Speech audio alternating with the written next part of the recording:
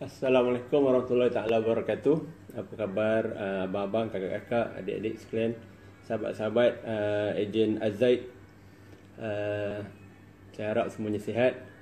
Kita berkongsi sikit lagi tips, tak banyak, adalah beberapa, cumanya benda ni kita akan bagi sedikit demi sedikit supaya sahabat-sahabat, adik-adik, abang kakak dapat adapt sedikit demi sedikit apa yang kami nak kongsikan lah.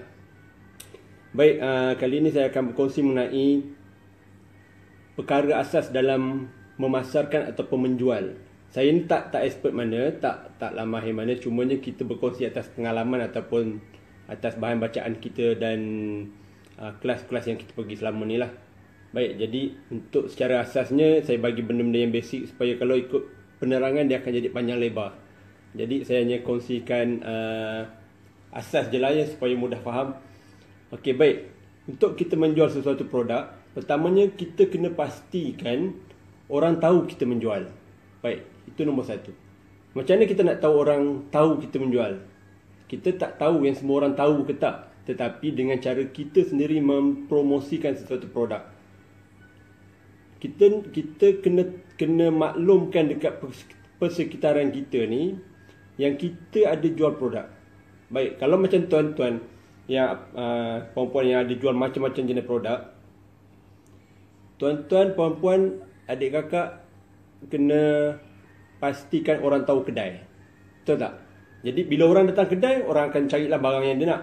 Tapi macam kalau kami di HQ ataupun yang membawa jenama Azaid ni, kita yang bawa jenama Azaid ni yang tak banyak produk lain lah, ataupun kita nak promotekan satu-satu jenama, kita akan sentiasa tulis ataupun bercakap dengan orang. Maksudnya kita tulis kat Facebook, kita share poster, kita share sekian-sekian ni supaya orang tahu, oh Hafizi ni ada jual minyak zaitun, ada jual batu soda. Oh Azaid Ustaz Don ni ada orang punya. Ahmad Ali ni ejen Ustaz Don. Jadi kita kena selalu bagi tahu kat orang. Jadi kekerapan selalu tu subjektif lah. Nanti saya akan explain akan datang lah. Keduanya, kita jangan memaksa orang membeli. Bila orang tanya, itu peluang kita. Orang tanya, hari tu aku nampak kau ada jual barang kan? Okey, kat situ peluang kita untuk meyakinkan orang, untuk memujuk orang, untuk memaklumkan apa barang yang kita ada. Jangan sesekali kita memaksa orang beli dan membuat ayat-ayat ugutan lah. Kadang-kadang kita dalam tak sedar kita excited, kita akan cakap, kau jangan ambil vaksin, kau kena ambil apa tu sauda ni. Kita jangan macam tu. Sebenarnya kebiasaannya lah, perkara yang tak diingini itu berlaku bila kita over excited lah. Jadi macam kami dah lalui benda ni 5-6 tahun. Kita dah tahulah sedikit cara nak handle customer, kita dah tahu macam mana nak explain dan sebagainya. Kita kena bertenang, kita hanya mengesyorkan berlandaskan kajian yang telah dilakukan oleh orang lain, dan juga kita mengesyorkan atas kapasiti pemakanan sunnah. Itu kita tak boleh menafikan lah. Okey, kita boleh mengesyorkan dengan gaya yang meyakinkan, dengan fakta, dengan ilmu, tetapi jangan sesekali memaksa orang membeli. Kalau dia beli pun disebabkan kita paksa ataupun gaya kita yang terlalu menekan, ia hanya akan berlaku sekali je lah, ataupun 2 kali lah. Orang tak suka dipaksa-paksa.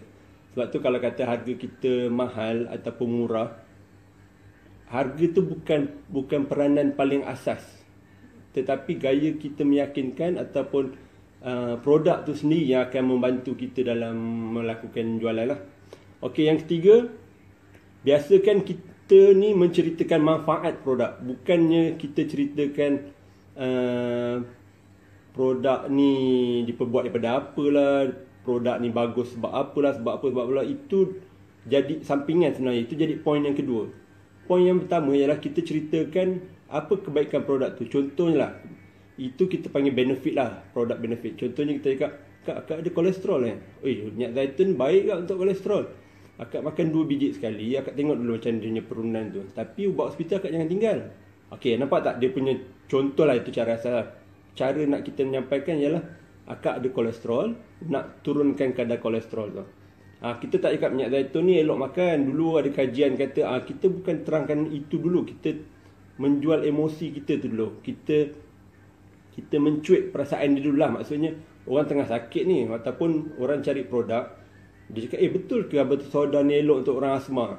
Jadi kita cerita, betul ada orang makan, asma ni dia makin kurang, lama-lama dia dah tak kena asma ataupun kurang sangat dalam setahun. Kita cerita kebaikan dia, maksudnya bila orang makan jadi apa, bila dia makan jadi apa, bila anak dia makan jadi apa, macam tu. Maksudnya apa yang dia dapat lepas dia makan produk kita tu. Kita jangan cerita sangat kotak aku cantik warna kuning, kotak orang lain warna hitam. Kita tak cakap benda-benda yang itulah, macam botol aku botol kaca, itu hanyalah features. Features ni ialah ciri-ciri yang ada pada benda tu, kan, kapsul dan sebagainya lah. Jadi features ni yang saya cakap, kotak, botol, kilang halal, semua tu ialah sampingan, nombor 2. Bila orang tanya baru kita jawab. Sebab tu bila kita menerangkan ataupun kita memujuk orang, biasanya kita akan cakap manfaat dia dululah. Baik untuk apa, kegunaan dia untuk apa, sakit yang macam mana, macam tu. Tapi saya nak ingatkan betul-betul, jangan overclaim. Overclaim ni kita biasanya lah orang yang over excited, ataupun dia seronok sangat nak menjual sampai dia menafikan benda lain dan dia kata produk dia lah yang terbaik ataupun paling bagus lah. Kita selalu nasihatkan ataupun ingatkan ejen-ejen kita jangan buat macam tu lah. Overclaim tu lah maksudnya.